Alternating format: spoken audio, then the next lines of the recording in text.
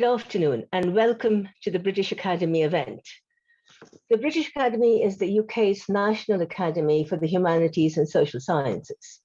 We are an independent fellowship of world-leading scholars, a funding body that supports new research nationally and internationally, and a forum for debate and engagement. Today's event forms part of the series Leaders in Shape, where we meet the most influential figures within and beyond academia who are shaping the fields of social sciences, humanities, and the arts. Previous speakers have included Gary Young, Judith Butler, Claudia Hammond, and today it gives me enormous pleasure to welcome Bridget Kendall to our virtual stage for the latest event in the series. Bridget is the Master of Peterhouse College, Cambridge, and host of the forum.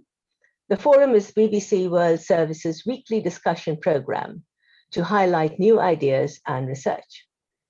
Prior to taking up her role at Cambridge, Bridget had a distinguished career at the BBC as a journalist and diplomatic correspondent. Bridget is a recognized authority on Russia and East-West relations. She was awarded an MBE in the 1994 New Year's Honours List for her services to broadcasting and was elected an honorary fellow of the British Academy in 2020.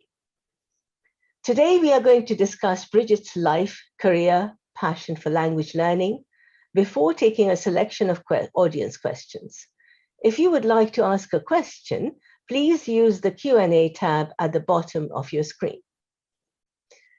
Bridget, may I begin by extending my grateful thanks on behalf of the Academy and myself. Thank you so much for joining us. On the one hand, it is rather a daunting experience to be interviewing you. And on the other hand, it's a joy and immense pleasure to have you with us. Thanks so much for coming. Can I begin by sort of going back? I was wondering if we could look back to your teenage years and your decision to study modern languages at the University of Oxford. Why languages? Why Russian? Well, I was very lucky in that I went to a school where you could start Russian at the age of 14. I'd been studying French and Latin, and you could choose another language. And I was very enticed by the idea of Russian because although it's also Indo-European, it has a different script, it's a different family, and of course a very different history and at that time contemporary politics. It was the height of the Cold War. So it felt like a very exotic choice, a bit mysterious. And of course, it's got a great literature. And I found when I began studying it that it didn't disappoint. And I quite soon realized that the way the grammar is constructed and various aspects of the language, it made me realize that languages can affect the way you think. And this is a very interesting idea. So that was one reason that I wanted to study languages. I started with French and Russian and then opted for Russian full time. Partly because I was desperate to try and get to the Soviet Union in those days. It wasn't easy, and I thought I'd stand a better chance if I was just focusing on Russian. The other reason that I studied modern languages was advice from my father, who was a mathematician, but he gave good advice. And he said, if you, I was wondering about doing English, I loved literature generally. I was thinking about going to art school. I had all sorts of ideas, the way you do when you're a teenager. And he said, study a hard language, because your application will always stand out when you apply for things to come. People will say, oh, look, she studied Russian. I wonder what she's like. Let's call her in for interview. And he was completely right. It opened doors for me along the way in all sorts of extraordinary ways. I'm sure I wouldn't have ended up a BBC correspondent if I hadn't spoken Russian. So that was good advice early on. Oh, yes. Learning languages. We'll come back to that in a minute. But you also spent 2 years in Russia with the British Council scholarships in 1970. So yeah, that's right. I went 1 year as an undergraduate. They were rather rare scholarships for undergraduates. There were about a dozen of us from the UK. I was desperate to get one of these scholarships because at that time in the mid 1970s, it was really almost impossible to get. I can imagine. For an extended time, and you couldn't get a job there. I was lucky enough to get one. Was sent to a provincial town, which I was pleased about because that was even more different from ordinary life in the UK. In fact, it was a bit like being on the moon. It was so far divorced from anything I'd seen before. it really brought me up short, actually, about how lucky I'd been where I'd been born and brought up in the UK, and not everyone had the same chances. And then also looking at this extraordinary world, the Soviet Union, this political and social experiment with socialism, which went wrong. The ideal was taken to extremes and it was distorted. And instead of being a society with equality for all, it was a society with Communist Party privilege. And instead of having collective responsibility, it seemed like there was no accountability and no one took care of things in the common spaces, on the stairwells or the public parks or wherever. And people were very much more focused on their private world. That was where they could still control their lives and try and keep them and their families on an even keel. But it really challenged my assumptions. I mean, I think probably more than most language journeys, I ended up in a place which was so unlike anything that I could have imagined. And I realized I had lots of good lessons early on. I realized you couldn't judge people on appearances. I think as a sort of rather, I don't know, perhaps typical teenager, I'd look at the way people were dressed and think, oh, I might like you or not like you. And I realized in the Soviet Union that the more smartly and beautifully someone was dressed, actually, the less you should trust them, because where did they get those clothes from? And people who looked a bit shabby and obviously didn't have much, this was a pretty good sign of people who might be interesting to find out about and talk to. And another thing that I realized was that Soviet citizens were just as worthy of a good life as anybody in the UK. It's just they happened to be born into this country. And actually, in some ways, they were much less complacent than us in Western societies. They had to navigate a world where you had to be careful who you spoke to. You had to read between the lines. And that brought me up short too, because I think I'd gone there thinking, oh, these poor people who live in communism. And I realized I had a lot to learn from them. Mm-hmm, mm-hmm. So they really challenged your assumptions these few years, yes. And then you went on to go into the BBC World Service as a trainee in '83. Why did you choose journalism?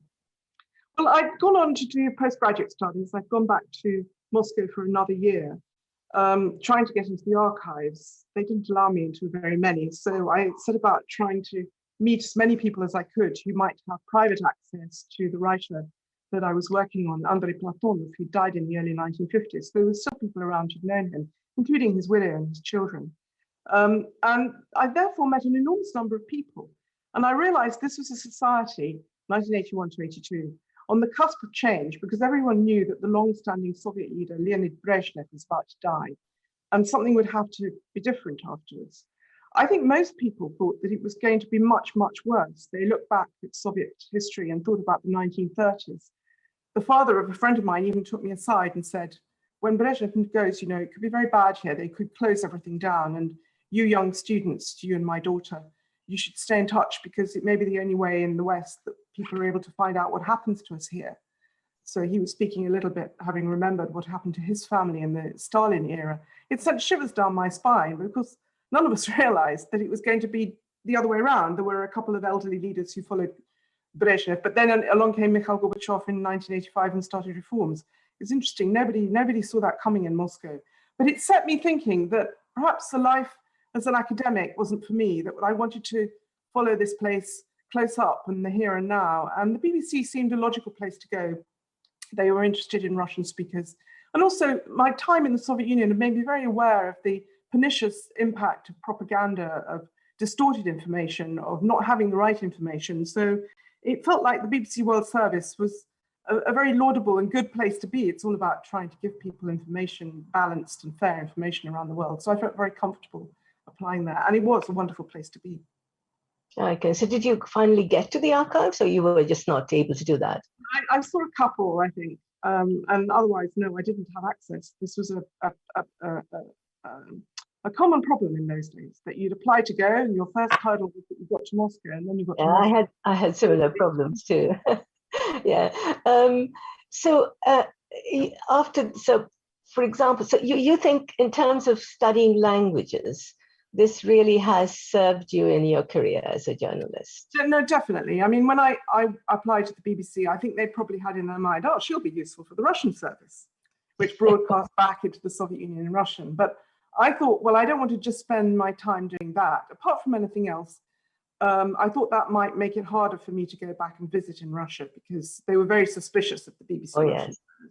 Good reason, actually. Yes. But actually, the way things turned out, so I was asked to join News and Current Affairs, and within 2 weeks found myself outputting a daily program about news. It was absolutely terrifying, because it wasn't just about Russia, it was all about Turkish politics and Indonesia and all sorts of things I knew nothing about. I remember I subscribed to the Far Eastern Economic Review and used to read it late at night to try and bone up on Asian politics. I felt very inadequate. But after about a couple of weeks of barely being able to sleep at night, because I was doing this terrifying thing, because you're live on air with this program, I decided I loved it, actually, and that maybe I could do it, and never looked back. And then the next thing that happened was that within 2 years of joining, the Soviet Union dramatically changed with the arrival of Mikhail Gorbachev, who wasted no time in making clear he was going to do new things, including having summit meetings with the American president. And the BBC began to say, well, Bridget, you speak Russian. Why don't you go to Reykjavik, see if you can meet some Russians and get interviews with them? And so I went to a lot of those superpower summits of the 1980s that led to the end of the Cold War. As well as spending more and more time in Russia, because I'd come back and say to my editors, you know, the really interesting story isn't the international relations story about arms control. The really interesting story is what's happening in Russia, what Gorbachev is doing in Russia. So they kept saying, okay, go back and make another program. And then in 1989, they said, Bridget, maybe you should apply to go there full time. I think we're going to need to enlarge the bureau. And it might be very useful to have someone who speaks fluent Russian. So I ended up as Moscow correspondent. So you were the BBC's Moscow correspondent in '89, weren't you? Yeah. Yes, I wasn't the only one. We have two bureaus, one for radio, one for TV, and I was in the radio one, which also got enlarged. But it was an incredible time to be there. I must say, when I arrived, 1989, it's hard to believe this now, because our sense of the trajectory is that the Soviet Union, the reforms unfolded and gradually everything fell apart, and then in the end it collapsed. But there were zigs and zags, and in 1989, there were signs that there was beginning to be a backlash to Gorbachev's reforms, and that he was in a weakened position. And in fact, he changed his government and brought in some really very conservative people the year after. And there was a tit-for-tat spat with Britain, where Britain kicked out a lot of Soviet spies. This was from information from Gordievsky, who was a double agent for Britain. And in retaliation, the Soviets kicked out lots of British diplomats and journalists, actually. And so when I arrived, it felt like a little chill had started again. And I thought maybe my challenge would be to have to explain to a BBC audience who were assuming everything was going incredibly well and the reforms were going to lead to more and more progress, that actually it had changed and a corner had been turned and the lid would come back down again. Of course, that nearly did happen in 1991. There was an attempted coup. And if it had worked, they would have rolled the clock back and there would have been a communist government again, but it didn't work. They panicked. Lots of people had enough of a taste of how things could be different, not to put up with it. There were other types of politicians like Boris Yeltsin around who didn't want to let it happen, and the republics had already, some of them, gone their own way, notably the Baltics. And by the end of the year, the Soviet Union collapsed. But I was there. I mean, you know, people talk about journalism being the first draft of history. You were really in the middle of things. And everything. It was absolutely true for me. So after that, you were the Washington correspondent and then the diplomatic correspondent from 1998 to 2016. So you're really in the ringside. I mean, you know, sitting there watching the most extraordinary moments in modern history. So yes, no, I mean, was incredibly lucky with my postings. The idea of going to Washington, I felt after 5 years in this very, very intense time in first the former Soviet Union and then the new world that emerged post-Soviet, which was getting increasingly dangerous and fraught, and I was becoming more of a war correspondent, which I welcomed, I must say. I kind of liked testing myself, doing these things that my more experienced male colleagues did, and sort of proving to myself I could do them. But they were a bit hair-raising sometimes. And more than that, it was just so chaotic. And we were having to work so hard that I felt after 5 years a bit burnt out. And I thought I needed a change. And I also felt I'd become very divorced from the rest of the world. I was so absorbed in this fascinating world that I was in, the world that had emerged out of the collapsed Soviet Union. And the opportunity came to go to Washington. And I thought that made logical sense because it would be interesting to see how they were handling having lost their Cold War enemy. So those were the Clinton years. And I spent a very happy 5 years there. And I'd been in America for 2 years as a student, so I knew it a bit. And it was a very different sort of experience in being a correspondent. And then I came back to London for a long stint, nearly 17 years, I think it was, as diplomatic correspondent, which took me all over the world. And I restarted doing Russian things again, and going back a lot, with lots of interesting assignments, including interviewing President Putin twice, which I often joke that I'm really glad that I did, try and learn my irregular verbs when I was at university. When you're interviewing bilingually the Russian president live on global internet, you don't want to make mistakes. So remember, if you're studying languages. And do you think, the interviews later and the interviews early on, do you think they were different? You mean Mr. Putin? Yes. So the first one, he'd just been in office a year as president, 2001. And he hadn't really quite found his feet, I don't think. I mean, he'd never been elected before. Remember, he was sort of administrator behind the scenes. Right. And people often ask me the question. I think when after that first interview, I'd say, well, I thought there were two Mr. Putins. He was very comfortable if you asked him a question about security or nuclear weapons, and he'd bore you with his very penetrating blue eyes and answer in quite a sort of aggressive, competent, very fluent manner, and knew exactly what he wanted to say. But we'd had the idea in this first interview that, as most of the world didn't know very much about Mr. Putin, that we would ask him personal questions too, and we had questions from the audience. So there were things like, what's your favorite book? And what's your daily routine? And how much one very cheeky question, he said, that's very pertinent. Someone from St. Petersburg said, do you let your wife wear the trousers? Or are you the one in control in the marriage? Actually, he said that he let her look after the upbringing of their children. But when these personal questions came along, then he was much less sure about how to answer them and seemed a little bit uncertain. So that was the second Mr. Putin. So 5 years later, when I went back to do another interview, which was just before Russia's first G8 presidency, so I think they thought it'd be good to have him again on the world stage on the BBC. The second Mr. Putin had gone. It was just the first Mr. Putin. The president, the one in control. I mean, by now in 2008, the economy had picked up. He was very sure what he felt. He'd already signaled to the West that he didn't feel that Russia was being respected enough. And there was no chink in his armor.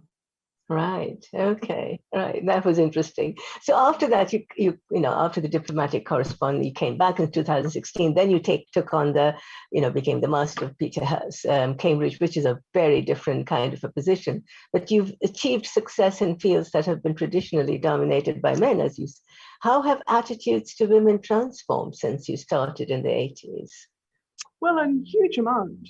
When I first joined the BBC as a producer in 1983, there really weren't any women in leadership positions at all. I remember there was a report done by one woman who'd got quite far, talking about this glass ceiling, and that women were doing lots of interesting jobs lower down, but they never seemed to progress. The BBC was concerned about this and felt they should do more. I remember they sent me on a management course for women in management. And on, I think, day 3, they said, now we're going to give you a session where you'll talk to a BBC woman in management. And the only person they could find was head of makeup, which kind of made the point. So, that's then, and it's so different now, isn't it? I mean, here in Cambridge, I think roughly 50% of the heads of houses are women now, which has gone up since I arrived 5 years ago. When I went to Moscow in 1989, I wasn't the first foreign correspondent based abroad for the BBC, but I was one of the first, probably the third. And most of my colleagues were men, and hence me feeling I needed to prove myself on the battlefield. Yeah. Mm-hmm. I mean, there was prejudice. I remember before I went, when I was a couple of years before, I was at a reception in London. And there was another very venerable, well-known British journalist, male, older, who said to me, well, who are you? And I said, well, I'm a producer and reporter on the BBC World Service Radio. And he looked at me and he paused, and then he said, you know, I don't think they should let women on the radio. Their voices are too high to carry any authority. I've mentioned that since, and of course, he's retired, and I went on to be Moscow, Washington, and diplomatic correspondent. So I kind of felt that surely times had changed. But actually, in that, there is something, and it's about voice. And if I listen back to myself, even when I was a correspondent in Moscow in 1989, my voice was higher. I was younger, I was more insecure, and I spoke at a higher pitch. And it's much lower now. And I think my own feeling is that a voice lowers when you feel more confident. And I actually now at Peterhouse, I do annual little seminars for our graduate students to help them as they're beginning to present their papers and talks and things about how to speak, how to present yourself. So some tips from my long years as a correspondent. But one of the things I tell them is a little exercise someone once told me, which is before you go on stage, you're a bit nervous, or Zoom or whatever it is, and you're not quite sure if your nerves are going to get the better of you. Pitch your voice very high in your head, and then pitch it as low as you can in your mind, and then speak with that low pitch. And your voice will come out lower, and once you start low, you'll stay low, and you're using your muscles further down in your body. So you will not only sound more confident, you will be more confident. So there are a lot of these psychological tricks about how we present ourselves. And I think that as time has gone on and women have felt more confident, but have also understood the need to present themselves as more confident, it has helped. And of course, there are lots of aspects to this question. But I do certainly think that things have changed an awful lot since the mid-1980s. I mean, your comments about the higher pitch is certainly very valid. I mean, a higher pitch is, in terms of linguistic intonation, a higher pitch is definitely shows anxiety or surprise. These can occur, not necessarily universally, but it works across languages. And of course, if you inherently have a higher pitch, it's going to show. But going back to the, in fact, I wanted to go back to the languages issues again. So it's obviously very different now that you're back in Cambridge. But are you enjoying it? Have you? Very much, yes. Peterhouse is a lovely college, and so I've been here 5 years now. And from the start, they were very welcoming and friendly. And of course, the COVID time has been tough. It's been tough for everybody, and been rather different from the time before. But even so, it's such a beautiful place. I was brought up here in Cambridge, so I'd never really expected to come back. And that's been an added bonus for me. I think I understand now. When I was young, I was always dying to get away. That's another reason I did languages, to get away from Cambridge, from Britain, go somewhere as far as I could. So Soviet provinces, I welcome and now you're back to this moonlight landscape, metaphorically speaking. But coming back, I've understood that it is quite good sometimes to revisit where you came from and think about who you are and what you've done and how you've changed. And meeting people who knew my parents has been absolutely wonderful in Cambridge, and it's a beautiful city. And I think also another thing is that, particularly latterly in my career, when I was diplomatic correspondent, my job was partly to look at big global trends, which was fascinating. The rise of terrorism, the impact of global warming, the fight against poverty, and so on. The shift to China. But when you're dealing with subjects as big as that, you can sometimes miss dealing with people. In fact, that's one reason that I kept on trying to remain an expert on Russia, so I could go back and do reports for the Today programme from Russian villages and actually meet people. Coming to Cambridge, and particularly to Peterhouse, which is one of the smallest of the old colleges, it's wonderful to be dealing with individuals, a tiny community, to be back with the microcosm after having spent so many years dealing with the macrocosm. And of course, it's good to keep the general and the big in mind. We don't want to get lost in the little. But I very much welcome this. I very much enjoy it.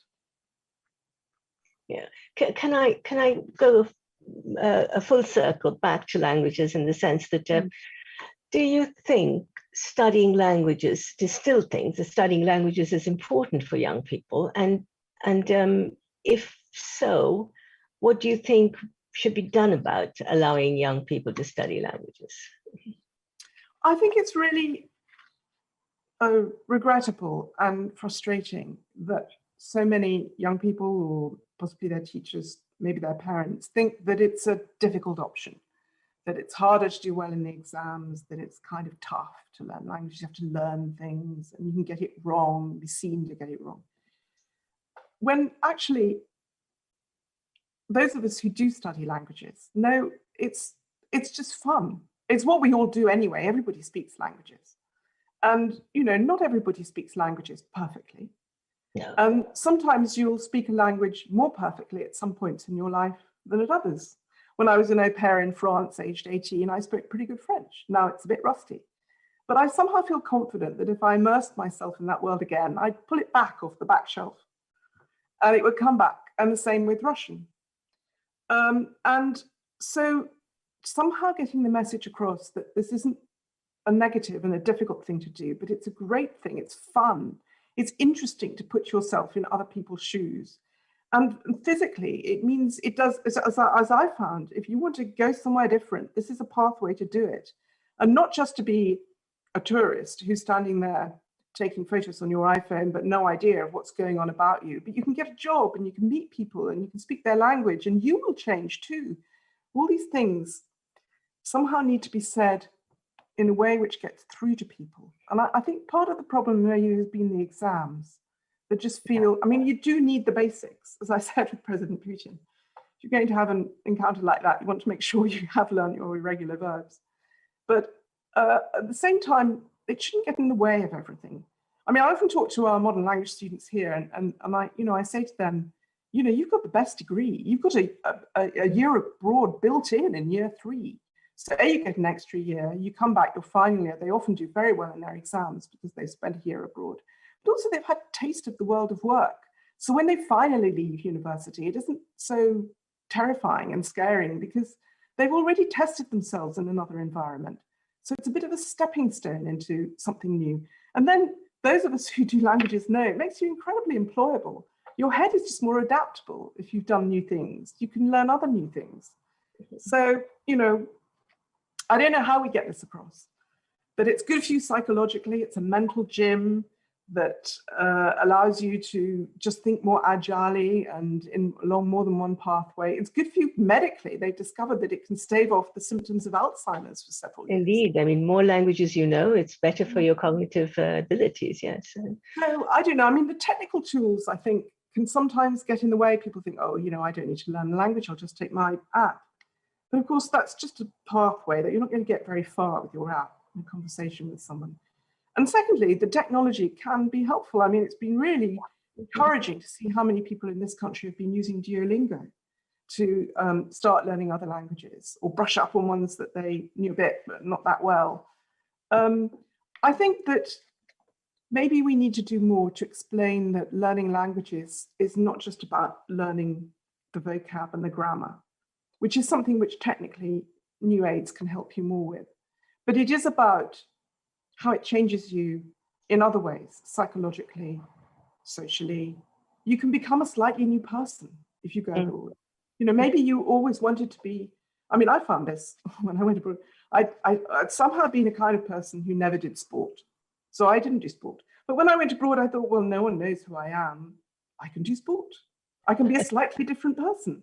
And really that sort of liberation that languages can give anybody, whether in their personal life or in their career, is something we just need to get the message across more. And I think that maybe people nowadays, they do feel they live, young people, in a very global competitive world, and they're always worried about how will I compete. If people can be seen, can understand that this is an extra string to their bow, which will just make that difference, as my father said, it'll open that door. It'll put you on the pile of people they'll want to interview.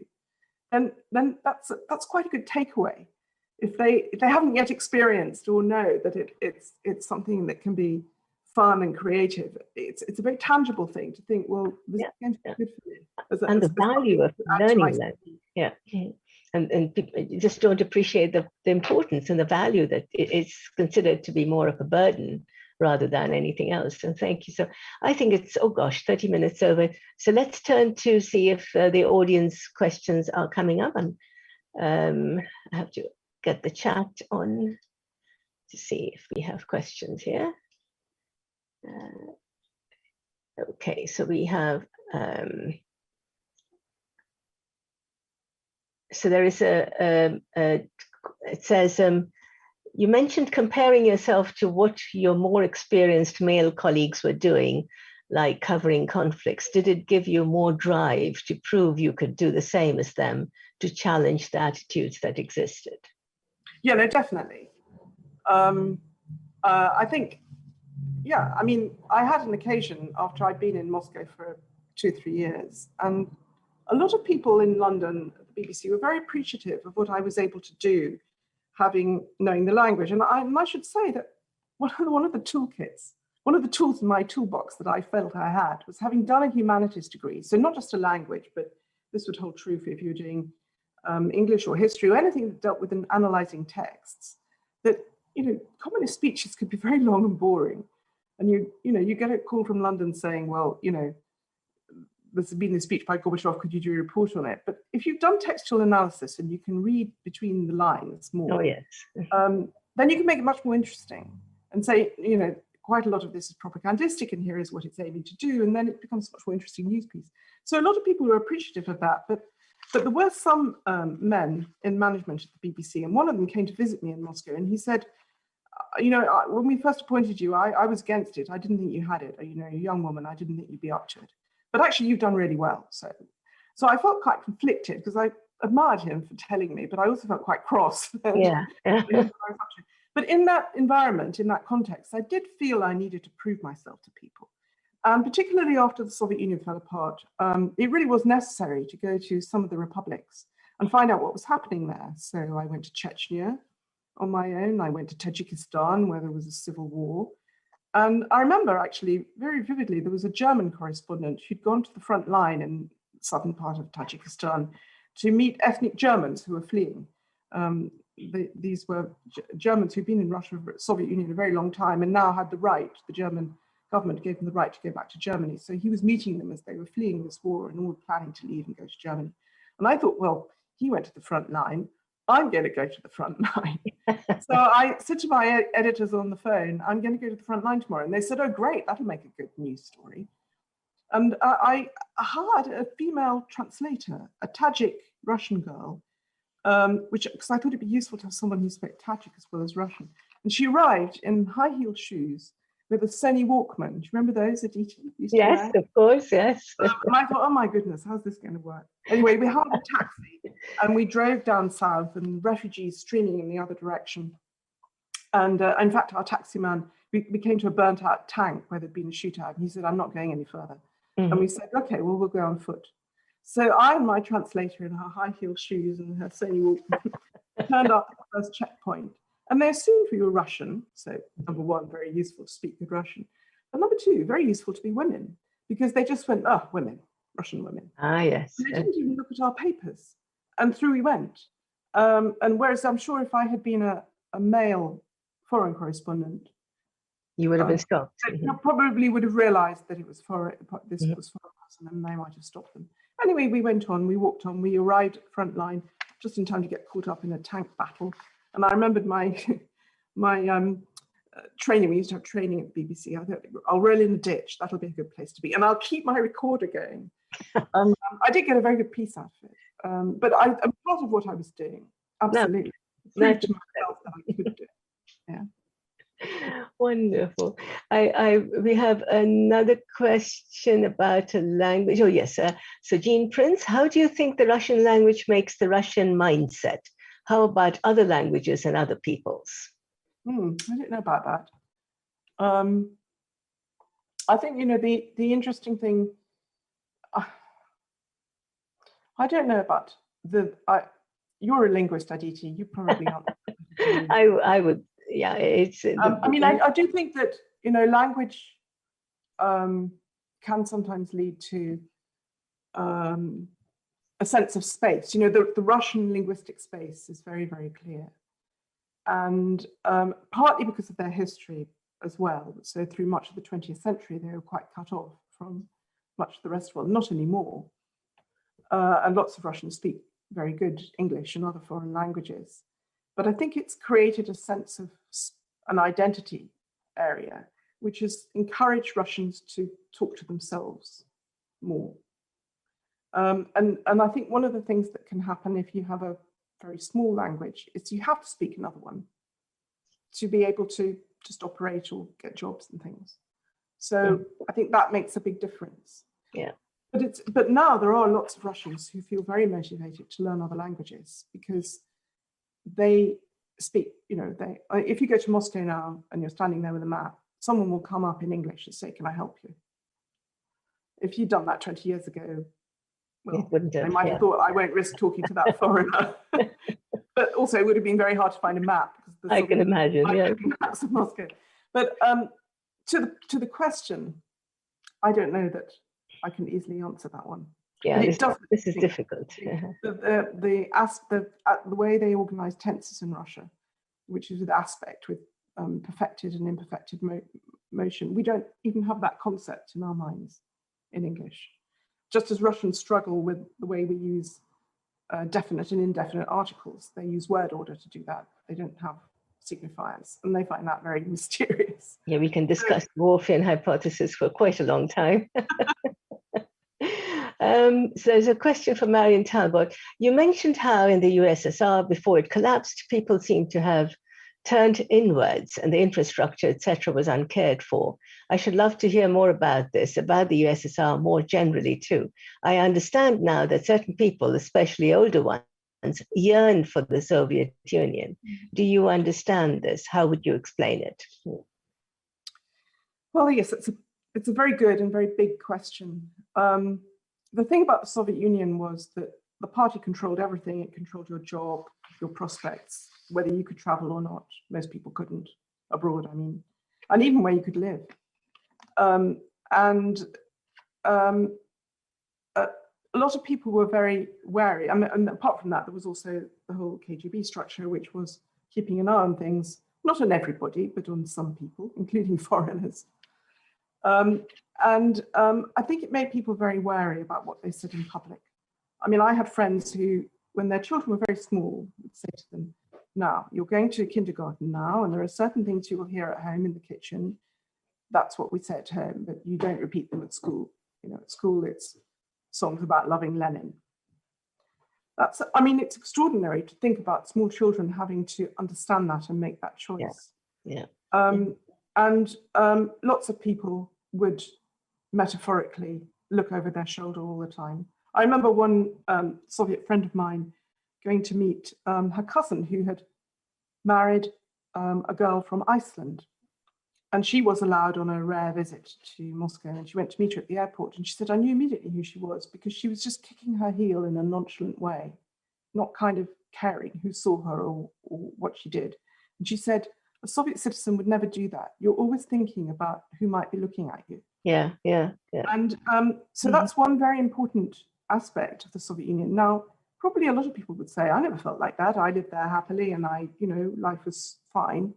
And, it is true, in Putin's Russia, lots of people would say, "I have a great life and I don't have anything to worry about." It's only those who challenge the system who might say, "It's not quite like that for me, But I think in the Soviet Union, it was more difficult for more people because of this party control at every level, economic and political. I remember when the Soviet Union collapsed, so 1991, we had years of reform and things easing up. But it wasn't till it collapsed and Boris Yeltsin banned the Communist Party, and for a while, KGB was disbanded, that suddenly I felt a kind of weight lift off my shoulder. And I remember talking to Russian friends about it, that you could somehow not worry anymore about what you said to people, because there wasn't going to be any further consequence of someone calling you in, saying, "Could you report on that foreigner?" or "What was it you said?" I think these things, on that level, the level of political control is one thing that I was very conscious of as a foreigner. But I think actually, although lots of people don't remember it, it did colour most people's lives. Yeah. But the other thing is that, this was a society where ostensibly the state looked after you. So it controlled you, but it looked after you. And if you did the right things, you could get that holiday by the Black Sea at a party sanatorium, or you could get your child into the right university. Or you would get your wage packet no matter how little work you did, which is where the lack of accountability came in. And when the whole system collapsed and suddenly people had to be accountable for their actions and jobs had to be real, and if your job you didn't do it, or you could be sacked, or if your place of work didn't function properly, it might go bankrupt and then you'd end up without a job. And in the 90s, often people ended up not being paid because everything was so dysfunctional. It's not really surprising that some people became very nostalgic for this old world where everything, maybe you didn't get very much, but it felt as though it was served up to you on a plate. And you didn't have so many responsibilities about your life. Responsibilities we all take for granted, but if you've never had them, you feel very burdensome. You worry about your pension and worry about filling in forms in order to get, insurance, medical insurance. So I do understand it, but I do also, having lived there and remembering it vividly from the mid-1970s and early 80s, and then the late 80s, I think quite often people don't remember just how constricted it was and difficult and unfair. And it was easy to forget the worst parts, yes.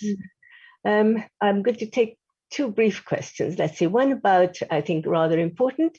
Daniel Margolin, are there any books you would particularly recommend for a sixth former intending to read Russian at university, either on the language or about Russia today? Well, there are lots of books today that are coming out about Putin's Russia. So I really don't know where to start there. There are so many.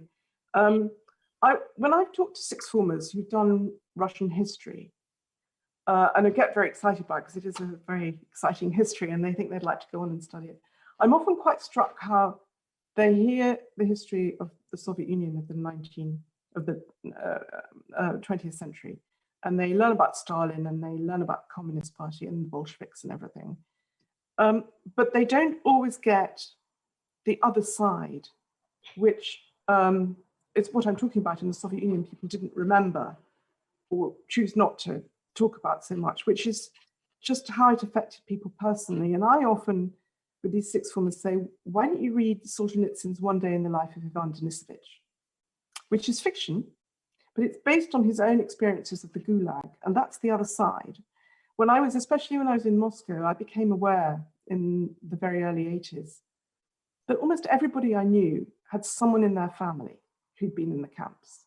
I mean, Gorbachev did. His grandfather was. And it wasn't talked about that much. And, I remember a friend of mine at university who was a theatre director, actually. And I thought he was a great guy. And one day we had a long chat, and it turned out he was an orphan because both his parents had been in the camps. And it was something he didn't talk about, but everybody's life was coloured by what happened. And I think you get at it better through fiction. Yeah. And Solzhenitsyn's not a bad place to start. And I suggest One Day in the Life of Ivan Denisovich, because it's quite short. And quite a lot of Solzhenitsyn is rather long, like many Russian novels. So for a sixth former, it's a good one to just read, and then you hopefully get a taste of it, and then you want to look at other things. Anyway, that would be my first recommendation. Thank you. We have plenty more questions, but I'm afraid we've run out of time. So thank you so much, Bridget, for a fascinating conversation. And thanks to our audience for tuning in. Do please refer to the British Academy's website and social media channels for details about future events. And the next one, next Thursday, would be interesting as well. Why History? Revitalizing Endangered Languages. It's with Professor Julia Salabank. So I'm going to thank Bridget once again for an absolutely brilliant and fascinating conversation. And thank you everybody else again for joining us today, and goodbye from all of us at the British Academy. Thank you, Aditi, and goodbye.